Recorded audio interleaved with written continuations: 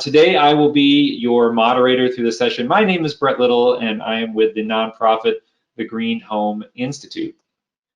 Our Value Homes is going to invite you in to this home behind the scenes to check out a newly built GreenStar Silver certified zero energy capable home and kind of take you behind what it is that made it this way and what their building style is. And before we get there, I want to talk real quick about one of our session sponsors, Mitsubishi Electric. Real excited to be talking about them. And this is a photo of me just recently having this installed at my home personally. And one of the reasons we went with Mitsubishi for our ducted air source heat pump system was because I found their staff very approachable. I didn't always have that same kind of interaction with other manufacturers that I've had with Mitsubishi. I live in climate zone 5, and we didn't opt for the backup strip heaters, so their hyperheat was a must. With temps falling into the mid-teens recently, as of now, I didn't notice a difference. Lastly, they're just all around reputable and solid brand. And so I'm just real excited to be being able to showcase that in a video series we'll be doing. They have ductless solutions, ducted mini splits, multifamily solutions, multifamily VRF solutions. Go to MitsubishiComfort.com to learn more about what they have. And then also a huge thanks to Niagara Conservation for their sponsorship. They have 0.8 gallon per flush vacuum assisted technology for their toilets, one of the lowest flowing toilets on the planet. I actually just installed 2 as well. And we have multifamily housing developers that put these in their renovation projects because water bills are going up and they're cutting costs and saving water. Saving energy that way too, and it works, it's durable. So check it out over at NiagaraCorp.com.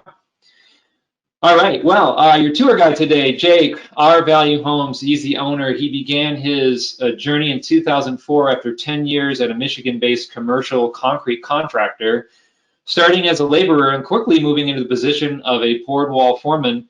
Building science has been teaching us now for years how to do better, but have we been listening? Jake says, I quote Jake here, I now read a lot more about industry updates, how building science and HVAC design have been added to my knowledge base, and I continue to learn.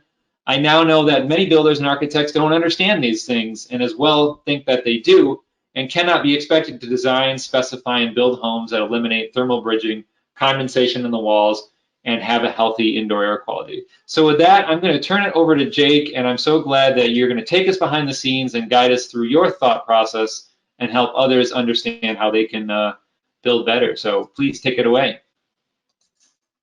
All right, well, thank you, Brett, and welcome everyone. Hopefully you can see my screen here. We are looking at the outside of the garage, and the photovoltaic array is mounted up there.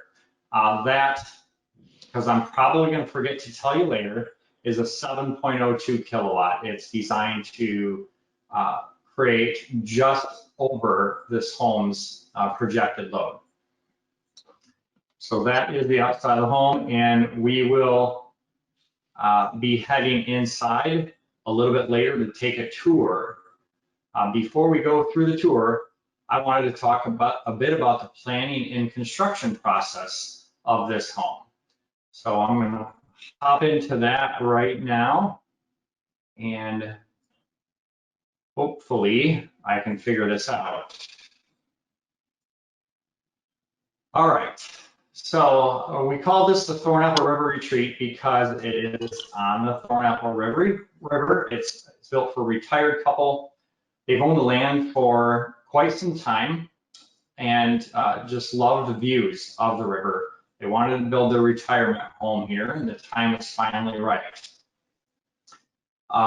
They came to us as the builder. We are not the designer. They had a design already underway and mostly completed.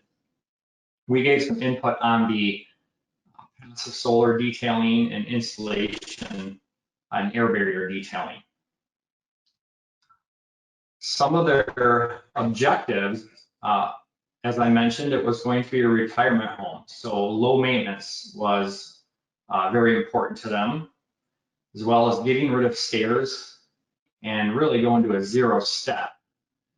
So they can access all areas of the home, including the exterior, without any steps. And they also have the objective of a low to no energy bill. Here's their original plan. I know it's a little hard to see, but the home is fairly small. We're looking at roughly 1,500 square foot. It has 2 bedrooms in 1 bathroom, 2-stall garage, just the basics. The kitchen and dining area all flow into the living room. And so when kids and grandkids come over, they can expand into that area. However, it wasn't too far before we were underway when a wrench got thrown in. So this happened right as the walls were poured. They visited the site. They kind of laid out where the rooms were going to be in the dirt and realized they wanted some more space. So back to the drawing board. At this point, the easiest way to add some space was to throw a room onto the garage. What they really wanted was a workout room. So they have a workout room with a little bathroom added onto the garage over there on the side. We also took that opportunity to orient the garage a little bit differently based on how the home actually laid out on the site.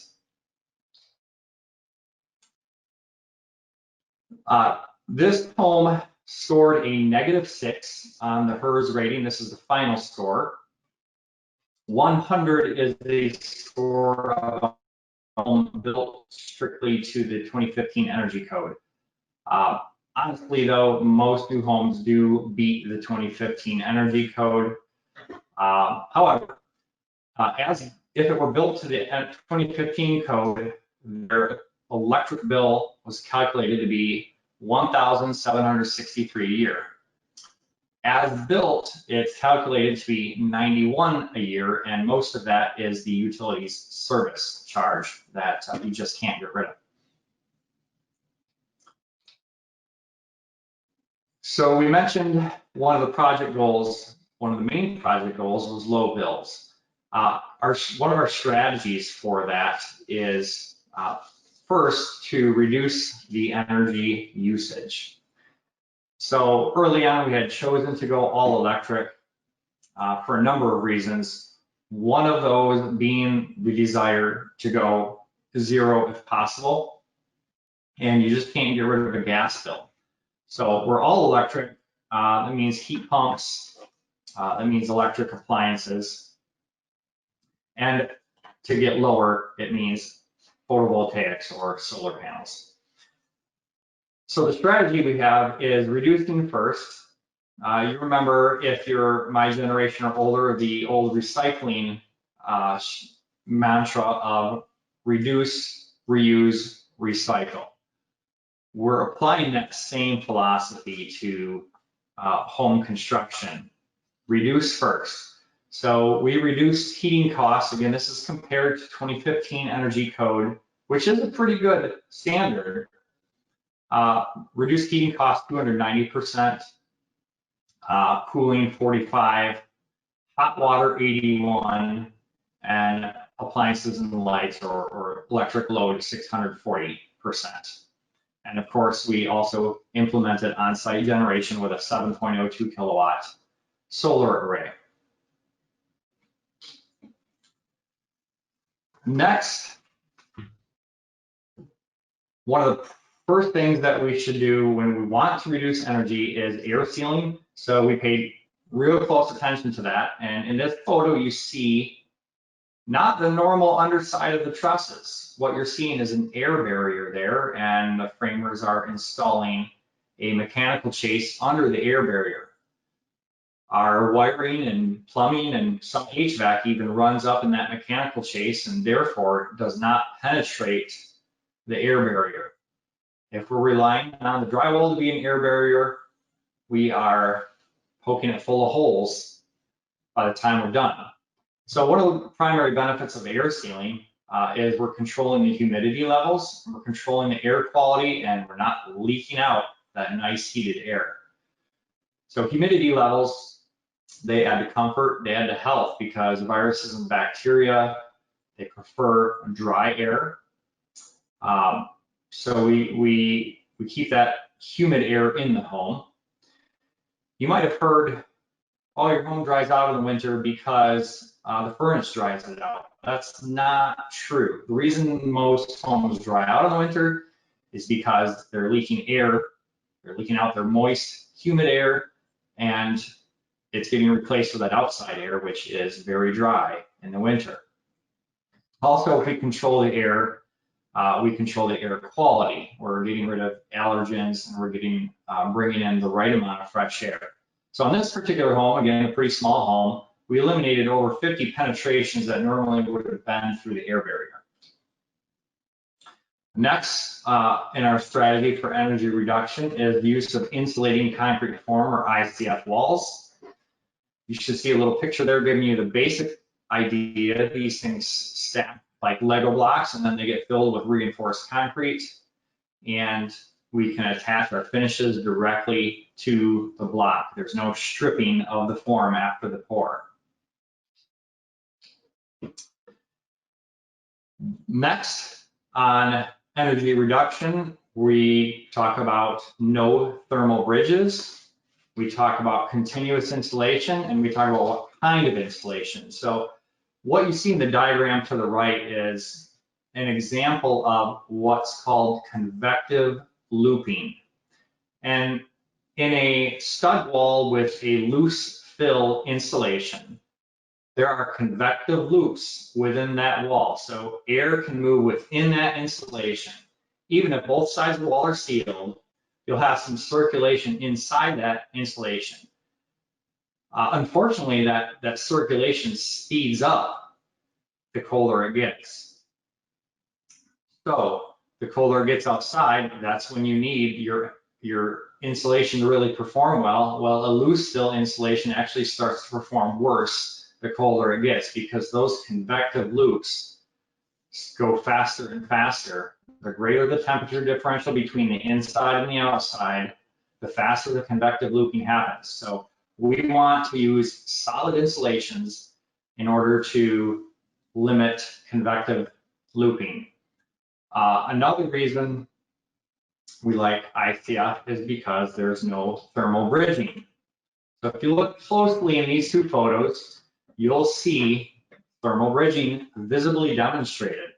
My next slide is going to show you the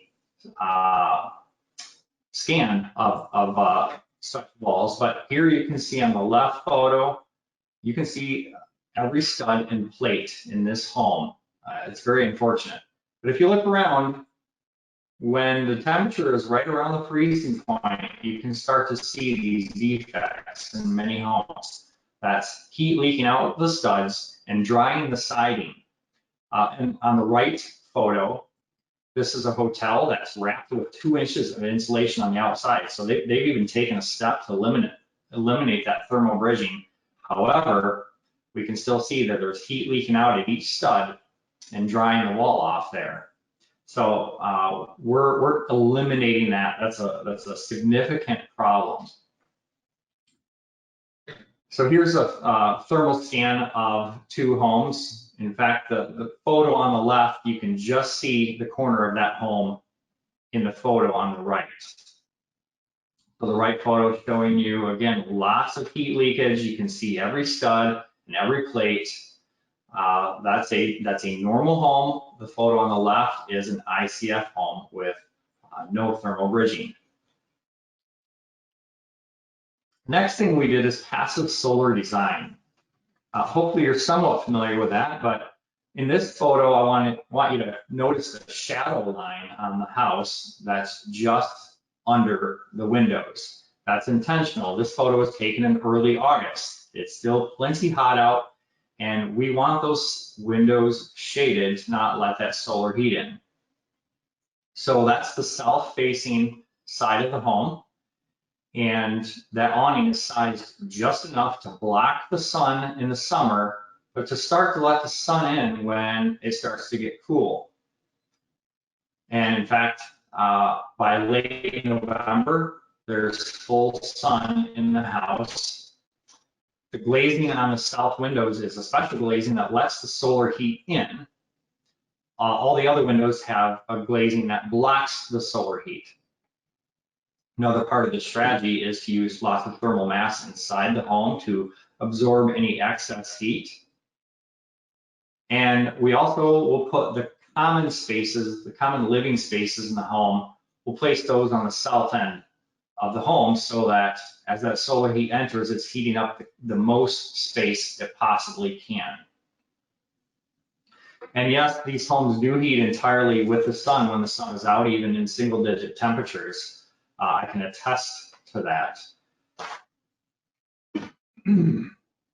So we got started by preparing the site, pulling out the organic materials because organic material can decompose and settle. We brought in compacted fill, and then we dug and poured the footings.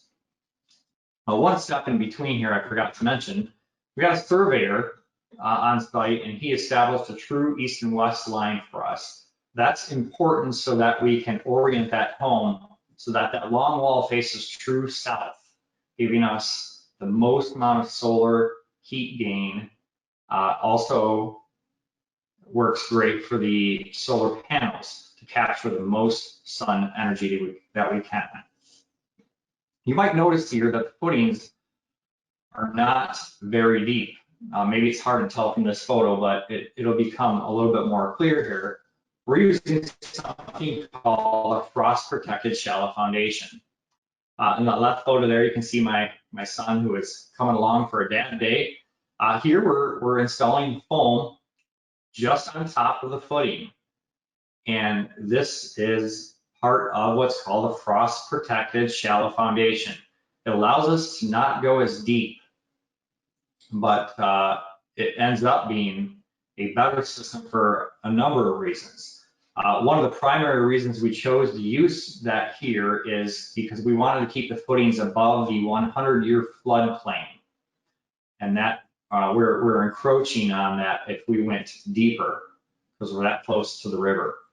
A second reason that we chose to use this is it's a lot less site disturbance. We don't need to go down as far, we don't have as much dirt to pull out and then put back in. And the third reason is it's actually a lot more resilient to extreme cold. There have been winters since I've been in construction where frost has gotten down more than 4 feet into the ground. With a frost protected shallow foundation, that horizontal layer of foam is preventing the frost from getting under the footing, even in an extreme cold winter. So it's more resilient as well as being more environmentally friendly. Next step for us was the Icf Walls, and then under slab insulation. Here we're going with a couple layers and stagger the joints. One of our goals is to always have insulation contacting insulation when we make our transitions from wall to floor, wall to ceiling. The insulation has to be touching the insulation. There's something called the pen test. If you were to put your pen down on the blueprint, on a section of the blueprint, you should be able to go all the way around the house without ever picking up your pen. If you're tracing insulation all the way around the house without ever picking up the pen. It sounds simple, but you'll find most homes have problems. So we're just showing you how we've done that at the floor level. Also, a strategy for energy reduction is found in the choice here where we went with a modulating heat pump and specifically mini split. We have the option to do radiant heat. We could have done forced air, or we could have done mini splits. On a home this small, the mini splits really made financial sense, and we didn't need that many. And a great thing about the mini splits is that they're fully modulating. So on the photo on the right, what you're seeing is a couple different waves there. That's the typical temperature variation in a home. The biggest one being a single stage furnace. the second one being a 2-stage, which are getting to be more common. But that middle green line, that's fully modulating. In fact, I dare say it's even flatter than that. The temperature just does not waver inside these homes because these heat pumps can ramp up or down based on the load of the home. Here I show you where we ended up putting the mini split heads. We have 2 in the common spaces in the living room and in the kitchen. We have 1 in the master bedroom and then 1 in the workout room. Now, I'm a firm believer that we could have eliminated the 1 in the bedroom because the temperatures, even in the second bedroom, without a mini split head, you don't even notice the temperature difference walking into there. However, the homeowners did choose to add 1 into the master bedroom. And we'll find, we haven't had a full season yet. We'll find out if that pays off. Well, we talked about building an airtight home. One of the first questions that comes up is, well, don't you need to breathe? Or doesn't the home need to breathe? Well, the home doesn't need to breathe. The people do. And so how we do that is a heat recovery ventilator. Now it looks like a bit of an octopus there on the right-hand side. That is our heat recovery ventilator, called an HRV for short. The picture on the left shows a little bit how it works. It brings in fresh air from the outside. It exhausts stale air from the inside, and in the process, it exchanges heat between the streams. So it sounds pretty simple, and in fact, it works very simple. What we've done is to exhaust air from the laundry room and from the bathroom, and to bring fresh air into the common space. And I'll show you that when we get to the tour. We also use the heat pump water heater. Heat pump water heater pulls heat out of the room that it's placed in, and it puts it into the water. And what that does is it removes humidity from the room and it cools the room down. So this is really great in the summer. In the winter, yeah, the mechanic room might be a bit cooler. What we ended up doing in this house after the photo was taken was we ended up ducting this heat pump water heater in so that it pulls heat from the warmer area of the home instead of cooling this room off. All right, time to get into the tour. Let me find that a moment. Here we go. So we'll start at the front door, if I can get us there.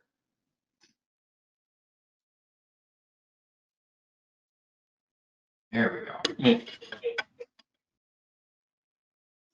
Hopefully you can see this is us standing at the front door, looking in.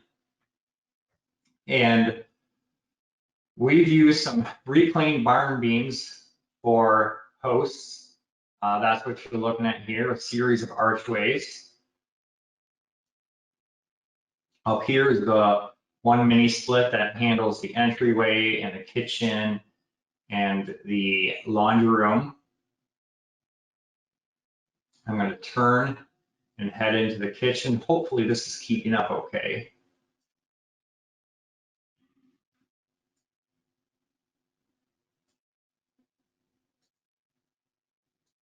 All right, we are in the kitchen facing south here. These are tilt and turn windows, and they have a triple seal, extremely good windows. These will open inward, swinging inward, or they'll tilt inward. The tilt is probably going to be used most often here for ventilation when it's raining. And there you see our electric stove. All electric appliances. Because with electric appliances, we can get rid of the energy bill entirely. Right between the island and the stove, we put down some cork flooring. Cork is a sustainable flooring choice, and it's a little softer. so a little easier on the feet. The rest of the floors are colored concrete. Now, I don't know if I can get a close up of the floor, but I'm going to see if I can a minute, so you can get an idea of what it looks like. Okay, I guess not. The floor itself is colored concrete, and it is a wax finish. Now, you might be familiar with polished concrete. This is not that. This is poured, and during the finishing process, it's burnished to a pretty high level of smoothness, and then a wax coating is put down on it to protect it. It is not slippery, but it's extremely easy to clean. So we are in the dining room, and all the lighting is LED. These are LED disc lights, and they do not penetrate the air barrier, because once again, you might remember we had built an air barrier under the trusses and then a 4-inch chase under that. That's where all of our electrical boxes, wiring, and plumbing are running. So nothing penetrates that air barrier. From the dining room, it is not far towards the living room here. Living room and office are kind of in one. Again, it's a small home. Wanted to talk a little bit about this fireplace. This is an actual wood burning fireplace, and yes, that's real stone that was reclaimed off the site. The fireplace is primarily for ambiance. We certainly didn't need it to add any supplemental heat. And fireplaces do generally have an air leakage penalty, and even the best wood burning fireplaces do leak some air. Now, this particular one brings fresh air in from outside to supply it. But during our pre-drywall blower door test, we tested with the fireplace as closed up as it can be, and then we blower door tested with me going through and sealing everything up with tape. Now, of course, it can't operate with tape, but the difference was pretty staggering. So with everything sealed up, we saved 56 CFM. So that fireplace leaks 56 CFM, and that was a difference of a 1.5 ACH50 to a 1.1 ACH50. So a pretty significant difference there, especially on a smaller home like this. Now, if you are familiar with air exchange numbers, that ACH50, or if you're not familiar, that stands for air changes per hour at 50 pascals. So we depressurize the home to a pressure of 50 pascals and then measure the airflow that's coming in. What we have learned over the years is that homes on a slab are notoriously difficult to get low ratings on, and single-story homes are notoriously difficult too. So the smaller the home, basically, the harder it is to get a low rating. However, we ended up at 234 CFM on this house, so not a bad number overall.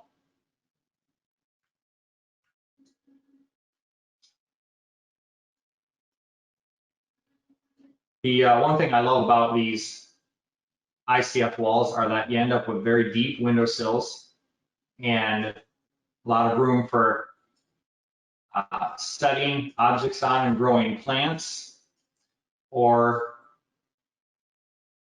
you can build a window seat into them pretty easily. So we're going to step over into the bathroom, and right on the ceiling there, hopefully you can see that little vent. That's not a typical bath fan. That is, in fact, the intake of the HRV. So when you step into the bathroom to take a shower, you're going to hit this little button on the wall. Let's see if I can get into the bathroom. It doesn't quite There we go. So right next to the light switch, we've got a little button on the wall, and we tap it once and it turns that HRV, that heat recovery ventilator, on high for 20 minutes. We tap it twice, it'll run 40 minutes. 3 times, it'll run 60 minutes.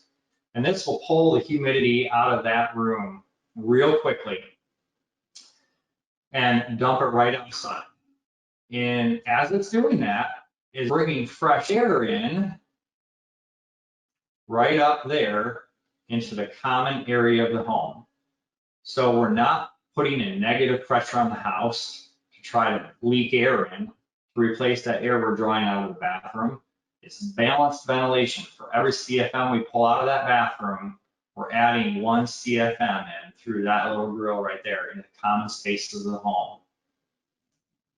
So the bathroom, it has one way of operating that HRV. Second way is that little controller that you see on the wall right there.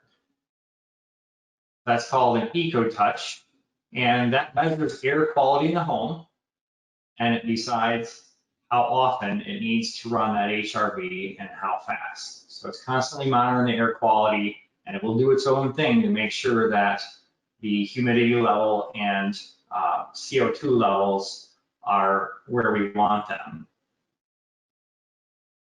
Small home like this, 1 fresh air source is enough to distribute through the home by the negative pressure of the bathroom and the laundry room. What else do I want to show you? So let's step back into the living room here, and we're going to take a look at the floor here. So one of the reasons for concrete floors, in addition to absorbing the sunlight when that comes in from our south-facing windows, it's going to absorb that and not let the home overheat. And then as that sun goes down, it'll release the heat to help modulate temperature in the home. But another reason is that it reduces indoor allergens. Carpet traps allergens. A third reason is, hey, it's not going to rot. If there's a water leak or anything like that, this floor is here to stay. And then the final reason is it's super easy to maintain, guys. I've never heard anyone wish they had a different floor. These floors are super easy to clean.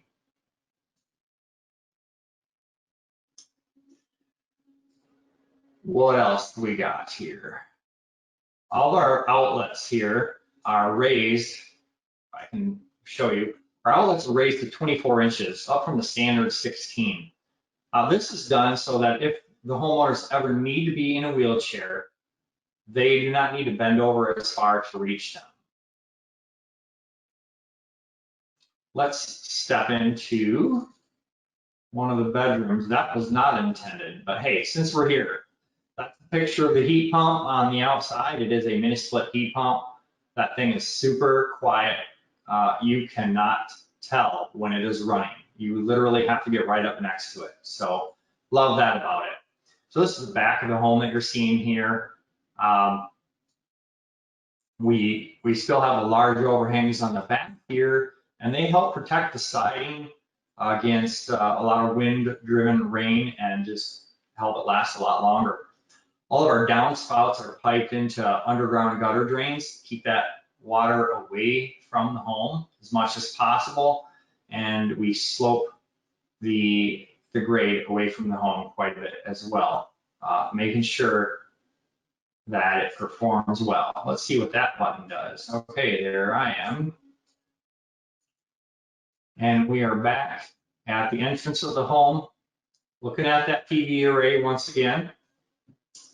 We've got a snow guard that you see it runs across the roof from left to right under the PV, and that's to keep snow from falling off and piling up in front of these garage doors. I am going to try to get us back inside the home and try to show you what I was looking for. Okay, staring at a wall in the master bedroom. All right, there we go. Here we are looking at another one of the mini splits in the master bedroom. And what we say about those, they're very quiet. Again, these things you can hardly tell when they're running. That's one of the things we love about them. And a mini split does not have to be mounted on a wall like this. They can be ducted. We've used those before. They can be hidden in the ceiling. But they are all electric and they are incredibly efficient. Our closet lights turn on automatically. There's a little magnet hidden, and when a door is open, those lights turn on. When a door is shut, the closet light closes. So that's one of the little things we're doing for energy efficiency. Here we are in a spare bedroom, and right up in the ceiling of that spare bedroom, we've got our sealed attic access. That is probably never going to be used, but it is built to be insulated to the same level as the rest of the ceiling, R60, and it is air sealed as well. And that concludes the tour of the, oh no, it does not, I'm sorry. I almost forgot. We got to take a look at that mechanic room. So we're going to head first in to the laundry room. So the laundry room's pretty tiny. We got just 2 people here. Energy Star appliances, steel braided hoses in case, well, to prevent them from rupturing. And again, the flooring is not going to be damaged. Look at those deep windowsills. They let us run the countertops right into the windowsill and gain a little bit more space. And right behind this door is where we have the mechanic room. Now, unfortunately, we didn't scan the mechanic room, so I've just got this photo right here. I'll show you. We've got roughly a 5-foot wide mechanic room by 10, 11 foot deep. And in the background there, you see the insulated water lines. We insulate both our hot and our cold water lines. 1, to preserve heat in the hot lines, and 2, to prevent condensation on the cold lines. Again, there's the heat pump water heater in the background. And in the foreground is the heat recovery ventilator. That again is the lungs of the home. It's what makes sure there's always enough fresh air in the home. Now, for this photo, and it's pretty important, these ducts were insulated. Because a couple of these ducts are, well, one of them is bringing cold air in from the outside, and the other is exhausting cold air after it's gone through the heat exchanger core. Since we like to keep the humidity up in our homes at comfortable levels, that would normally condense. So after this photo was taken, those lines were insulated. That is going to conclude my presentation. At this point, I think I'll turn it over to Brett for any questions that have come up, or to the audience. Yeah, thanks, Jake. We do have quite a bit of questions here. And before we get to those questions, just real quick, for those of you looking for your continuing education units, make sure to take that quiz that pops up at the end, or it'll be emailed to you an hour later if you miss it. And even if you don't need CEUs, please do take it. For those of you watching this in the future on demand, the recording, take that quiz, get an 80% passing rate to pick up your CEUs. To find the quiz on our YouTube channel, click on the YouTube link, and then on the left side, you'll click Show More Information, and then on the right side, you'll see a drop down to access the link and take that quiz. Again, that's only for those of you watching this on demand in the future and not live.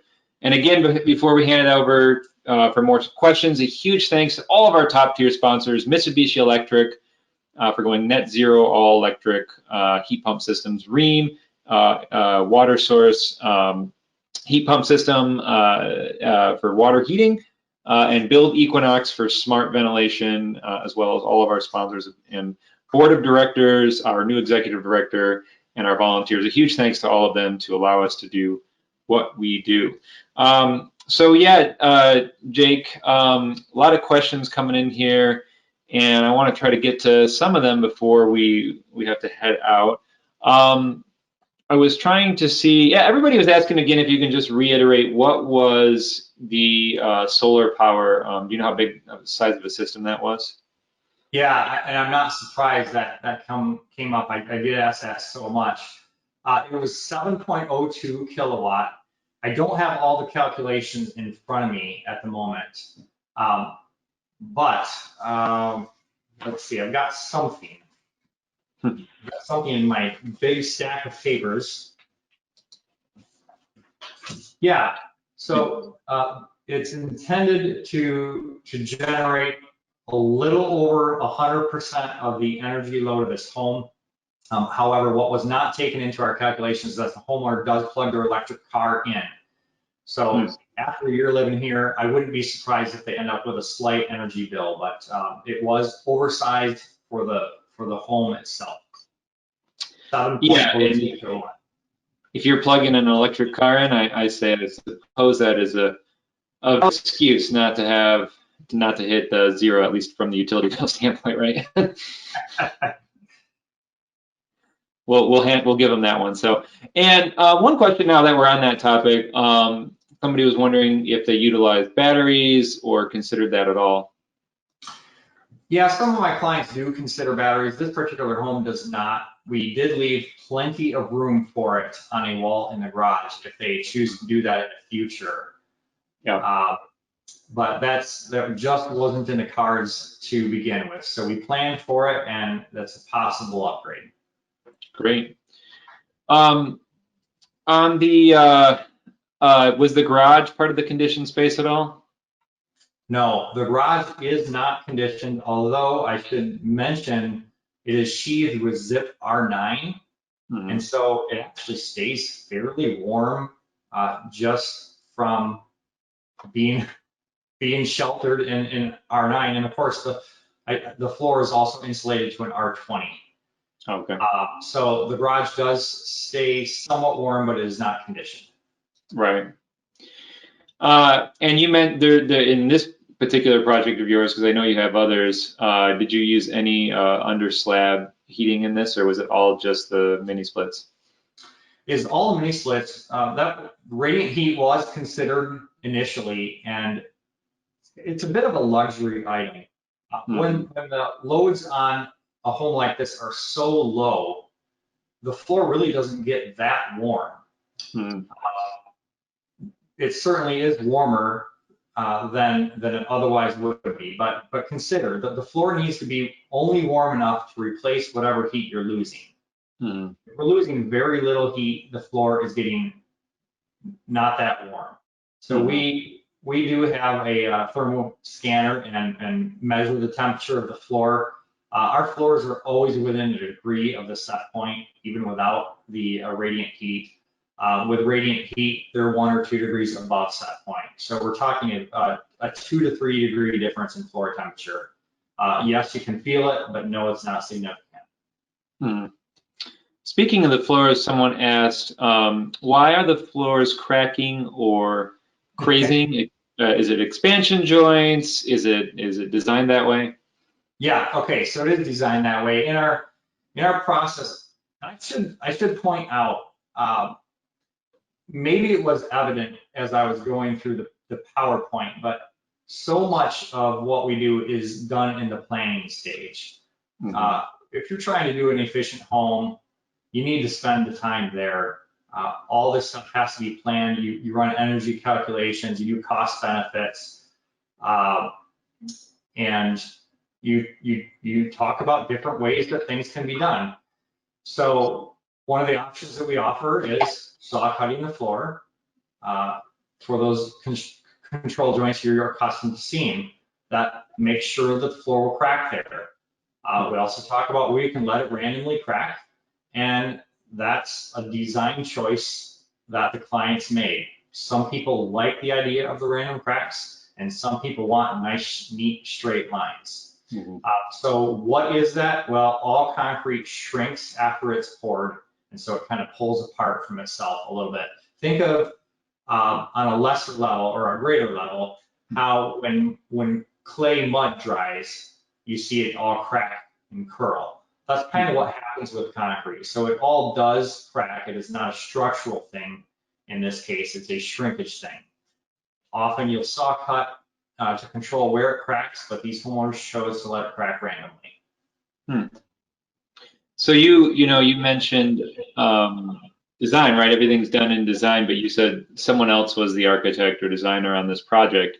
So I'm curious, did they actually bring you a home that was set up for passive solar? I know it's something you're passionate about. Usually your projects, you walk away with some good passive solar strategies.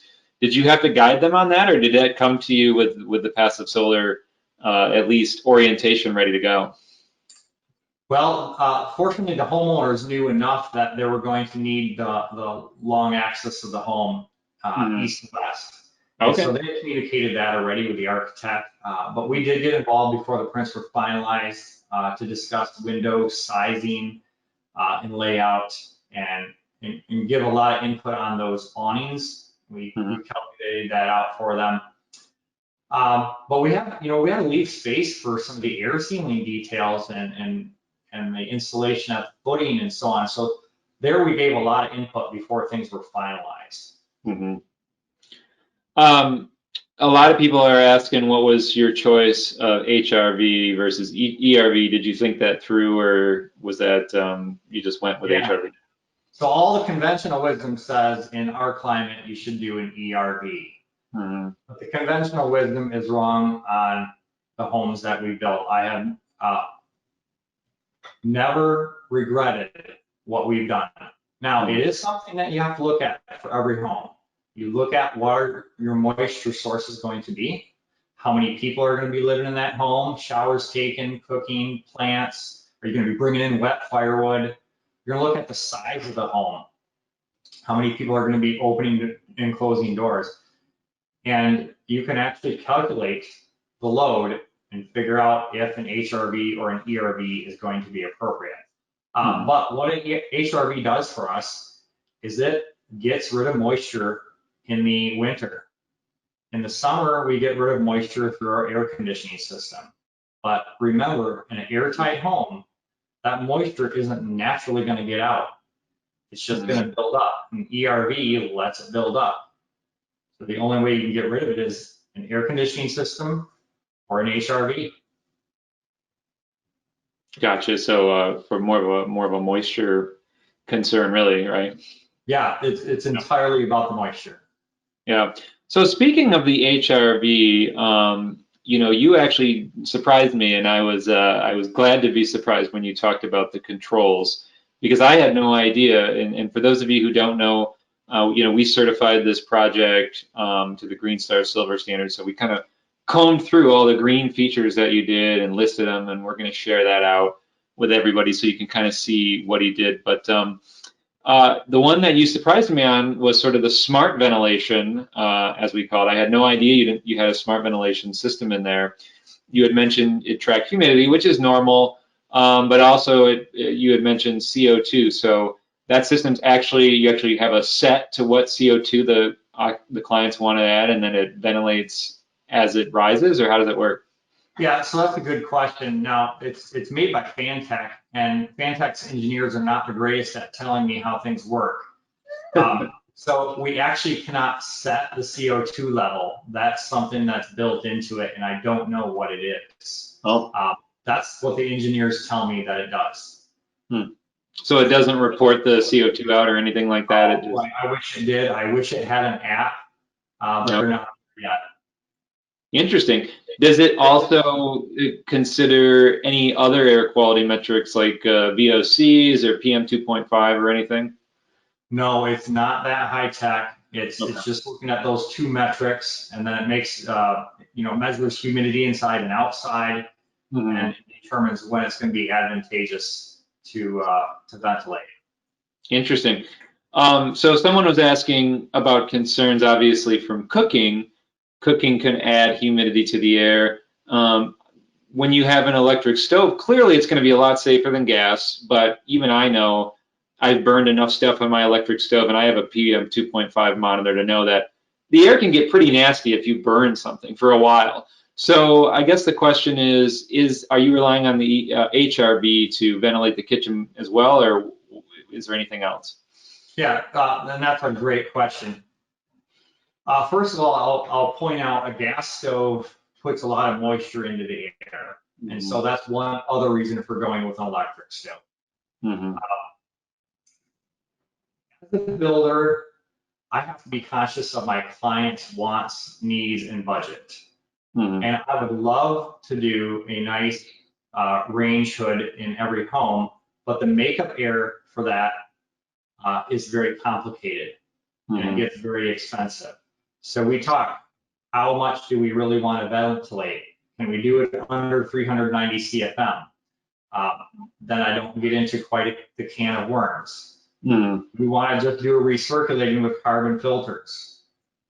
And in that case, you're going to need to run that HRV on higher level for a while.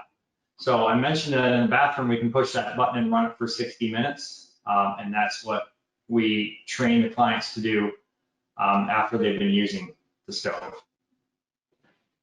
To run it, to go and click it in the bathroom, correct? Yep. So it's going to pull the air toward that north side of the home. We have 2 intakes on that side of the home, and then it brings the fresh air in right by the kitchen. Okay.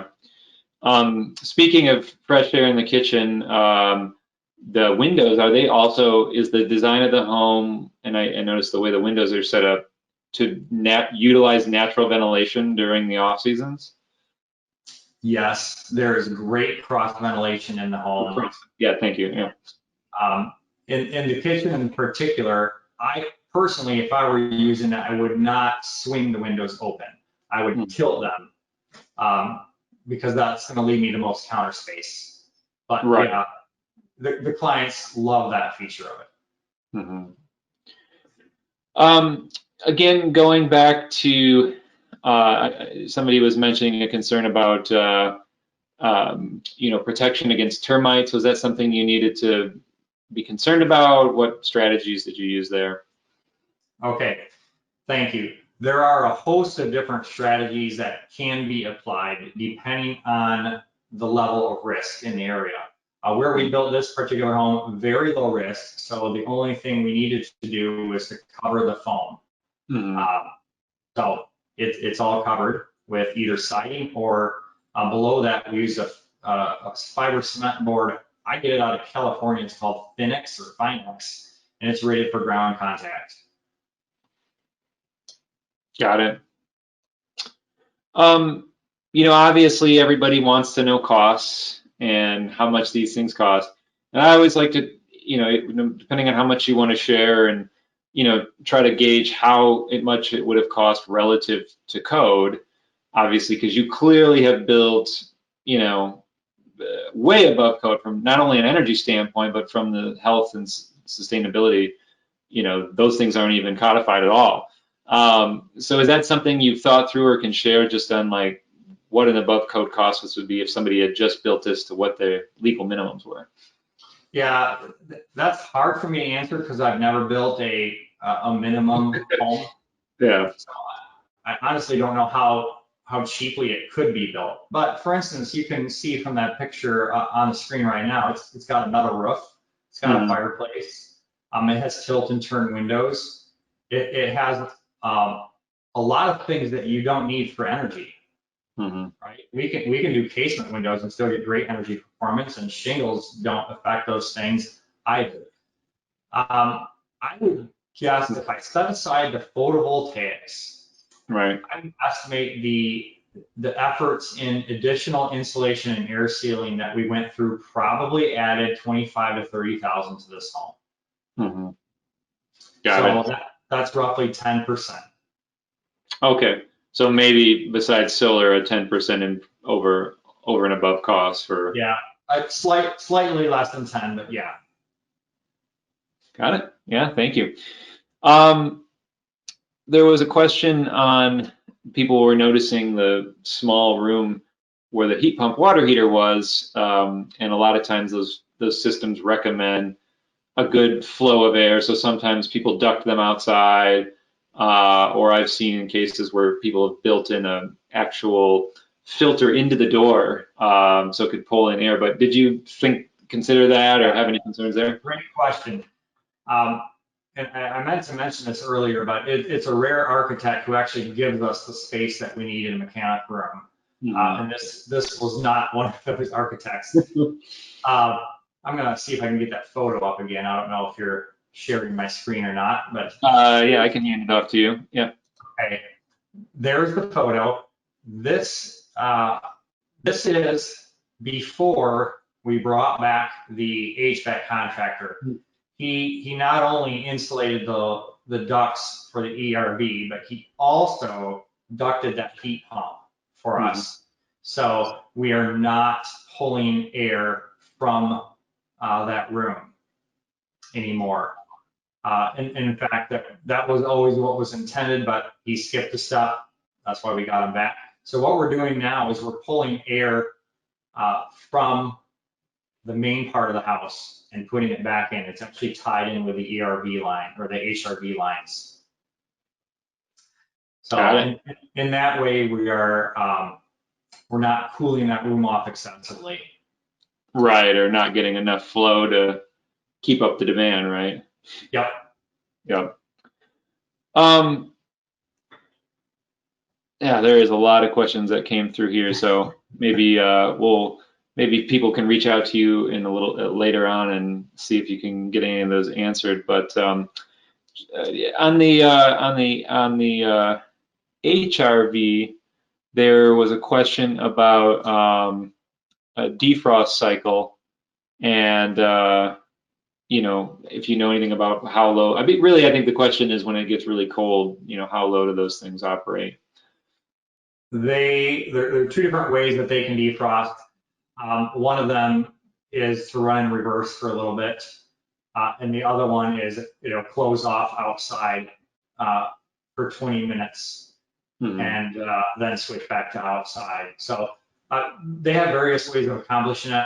Honestly, I don't know which way this one does, but neither of them waste energy. They're just using inside air to warm the core back up. And while we have you, I mean, what is there anything you're excited about from a sustainability standpoint that you're going to be looking to incorporate in projects moving forward that maybe is new to you or things you haven't thought of yet? Good question. Well,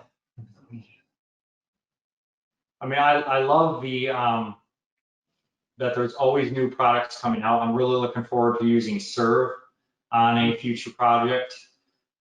We've got another one coming up that's got radiant heat on a couple of levels and is using rainwater recirculation.